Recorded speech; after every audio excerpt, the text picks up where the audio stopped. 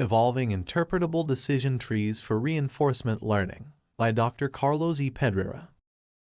In recent years, reinforcement learning techniques have achieved great success in many different applications. However, their heavy reliance on complex deep neural networks makes most RL models uninterpretable, limiting their application in domains where trust and security are important. To address this challenge, we propose MENS DTRL, an algorithm capable of constructing interpretable models for RL via the evolution of decision tree models. MENS DTRL uses a multi-method ensemble algorithm to evolve univariate DTs, guiding the process with a fitness metric that prioritizes interpretability and consistent high performance. 3 different initializations for the MENS DTRL are proposed, including the use of imitation learning techniques, and a novel pruning approach that reduces solution size without compromising performance. To evaluate the proposed approach, we compare it with other models from the literature on 3 benchmark tasks from the OpenAI GYM library, as well as on a fertilization problem inspired by real-world crop management.